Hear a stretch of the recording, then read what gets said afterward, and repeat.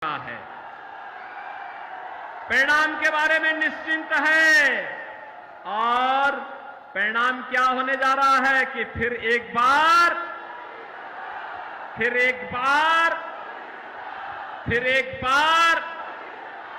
और अब की बार 400 पार की जब आप बात करते हैं तो ये सपा कांग्रेस के लोगों को चक्कर आने लगता है। कहते हैं 400 पार कैसे हो सकता है। हमने कहा इस बार देखना होगा, जरूर होगा। तो जनता जनार्दन ही उन्हें जवाब दे देती है और जनता जनार्दन क्या कहती है? जो राम को लाए हैं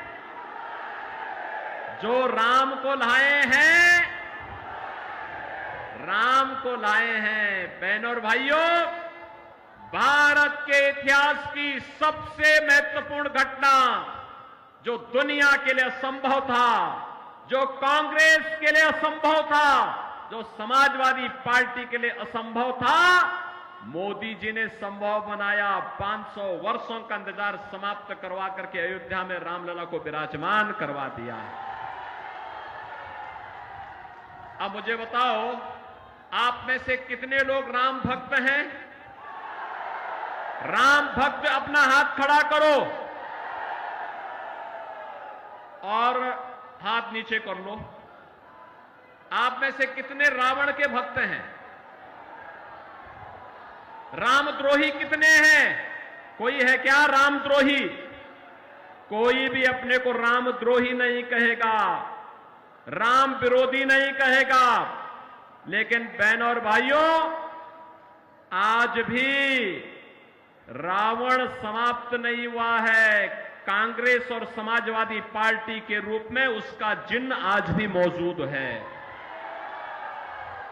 आप मुझे बताओ, इनके कारनामे तो रावण जैसे ही है। आप सोचो, कांग्रेस ने अपने समय में क्या कहा राम हुए ही नहीं। इनके एक बुद्धिदाता कहते हैं, क्या कहते हैं? कहते राम का मंदिर भारत में नहीं बनना चाहिए। और समाजवादी पार्टी तो उससे भी 2 कदम आगे, राम भक्तों पर तो गोली चलाई थी। और उसके बाद अब इनके महासचिव क्या कहते हैं? कहते हैं राम मंदिर बेकार बना है।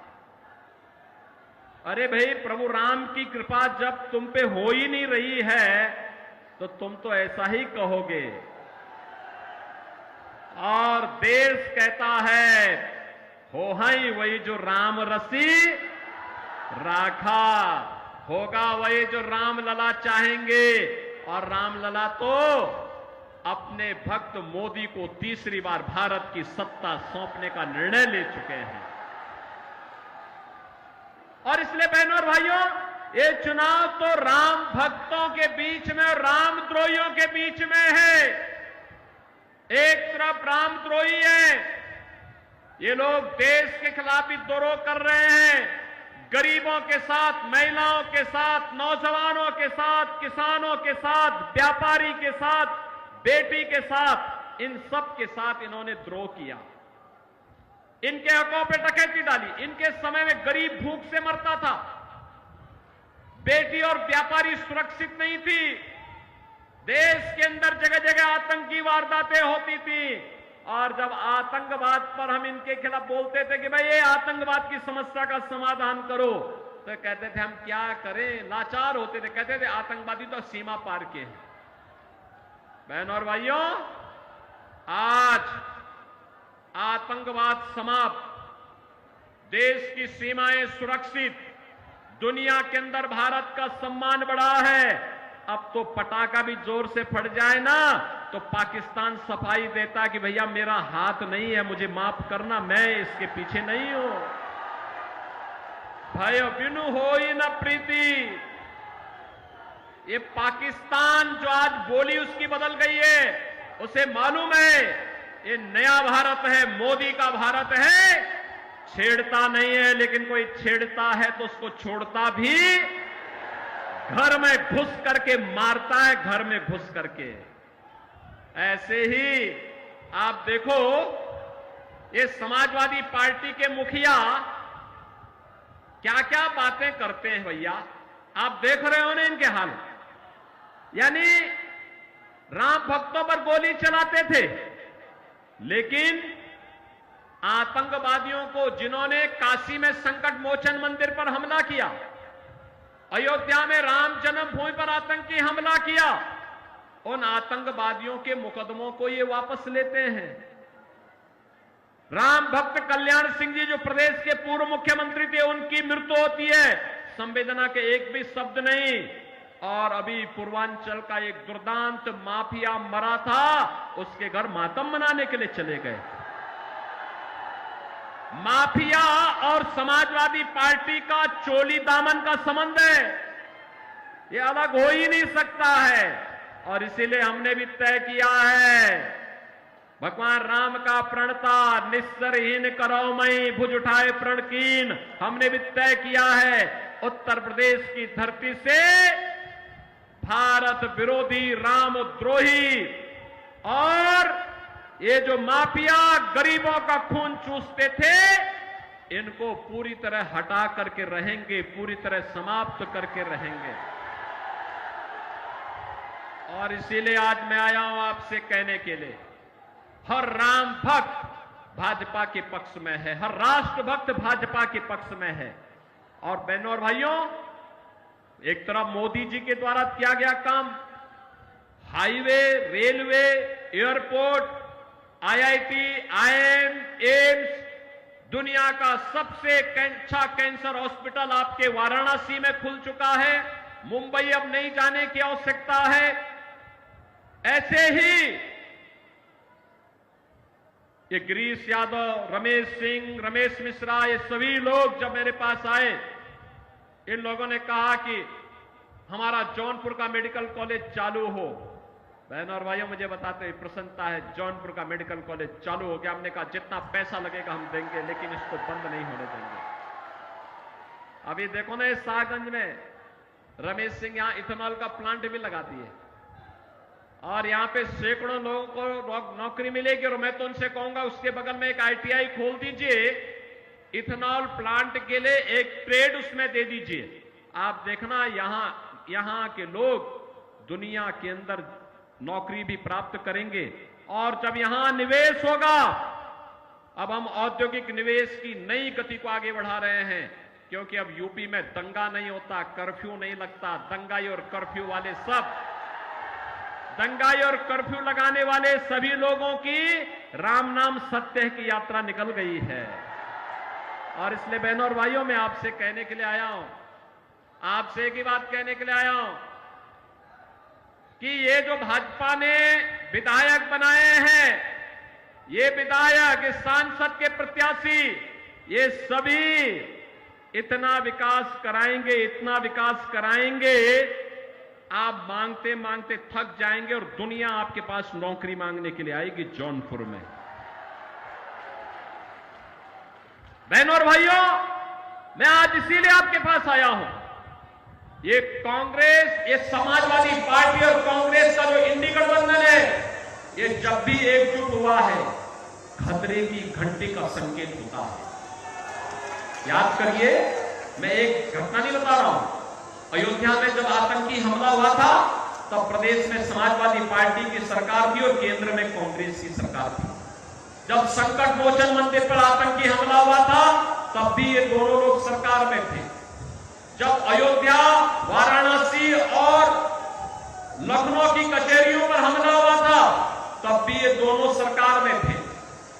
और लगातार देश संकट में गिरता है, गरीब मारा जाता है, आम नागरिक की सुरक्षा खतरे में पड़ती है। और जब भाजपा सरकार में होती है, आतंकवाद का नेस्तनाबूद होता है और हर गरीब गांव, गरीब कमजोर किसान, नौजवान सबको सरकार की योजना का लाभ मिलता है। बेटी और व्यापारी सुरक्षित होती है। आपने देखा होगा, आप मुझे बताओ, समाजवादी पार्टी की सरकार में सारा राशन इनके गुंडे खा जाते थे। आज तो देश के अंदर 80 करोड़ लोग फ्री में राशन प्राप्त कर रहे हैं ना। 60 करोड़ लोगों को आयुष्मान भारत में 5 लाख रुपए का कार्ड दिया जा चुका है हर वर्ष। और एक व्यवस्था और कर दी गई, यहां पे हमारा विधायक, पूर्व विधायक, सांसद या कोई पदाधिकारी या पीड़ित भी अगर एक पत्र मुझे लिख देता है कि मैं बीमार हूं, उपचार की व्यवस्था नहीं हो पा रही है, पैसा उपचार में ज्यादा खर्च हो रहा है, मैं कहता हूं एस्टीमेट भेजो, डीएम से कहता हूं तीसरे दिन आप इसकी रिपोर्ट भेज दीजिए और उसके अकाउंट में सीधे पैसा भेज देते हैं। इनके समय में दम तोड़ के गरीब दम तोड़ के तड़प तड़प के मर जाता था, कोई पुरस्कार नहीं था, कोई प्रोत्साहन नहीं था। 12 करोड़ किसान सम्मान निधि का लाभ प्राप्त कर रहे हैं, 12 करोड़ गरीबों के घर में शौचालय बन गए हैं, 10 करोड़ गरीबों के घर में रसोई गैस का सिलेंडर पहुंच गया है। और हमने तो व्यवस्था की है, दाल ही नहीं तड़के वाली दाल देंगे। अब तो हमने व्यवस्था की है, होली और दीपावली को फ्री में रसोई गैस का सिलेंडर, भरा हुआ सिलेंडर दे रहे हैं। 4 करोड़ गरीबों के मकान बन गए हैं और मोदी जी ने घोषणा की है 70 वर्ष से ऊपर के जितने भी गरीब होंगे, जितने भी बुजुर्ग होंगे, जो भी होगा बुजुर्ग, उसको हर वर्ष 5 लाख रुपए स्वास्थ्य बीमा का मिलेगा, स्वास्थ्य के लिए फ्री में उपचार।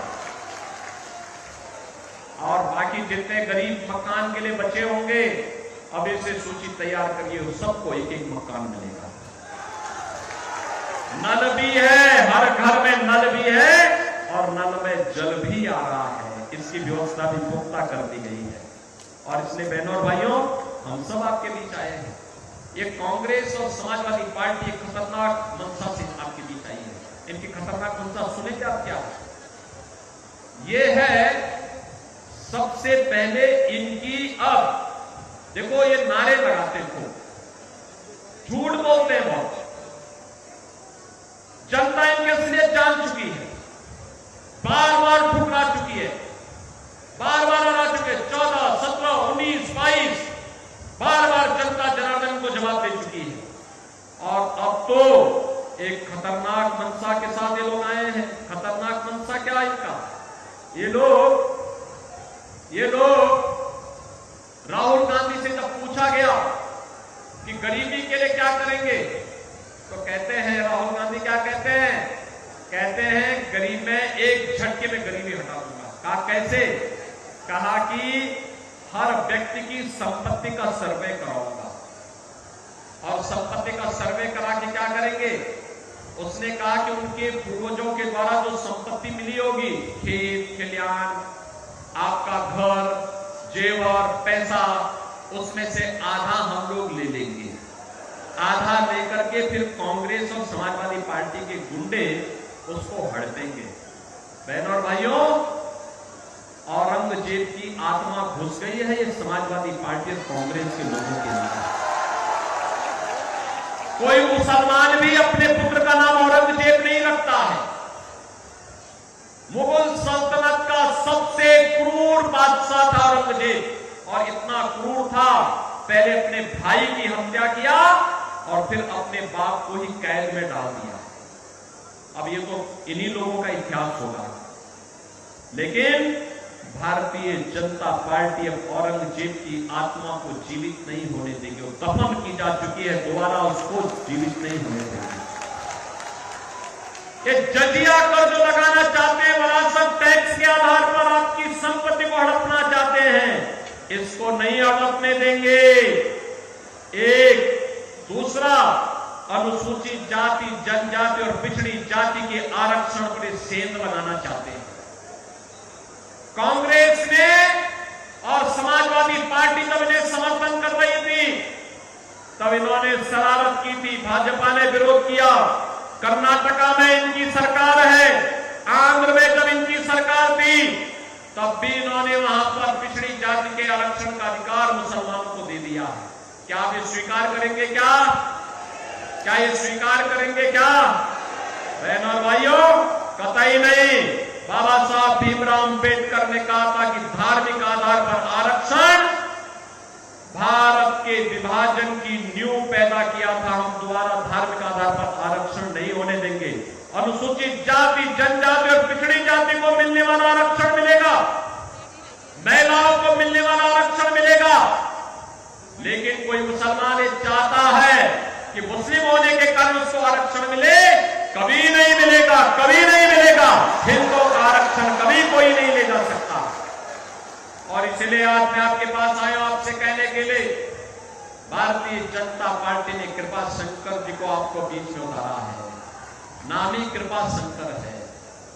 आपकी कृपा हो जाएगी तो शंकर की कृपा स्वयं ही जौनपुर में हो जाएगी। सहमत है ना? सभी लोग सहमत है ना? सपोर्ट करेंगे? कृपा शंकर जी को भारी बहुमत से विजयी बना के भेजेंगे? भेजेंगे? देखो, इनके पास लंबा अनुभव है, इनकी बहुत लंबी पहुंच भी है और ये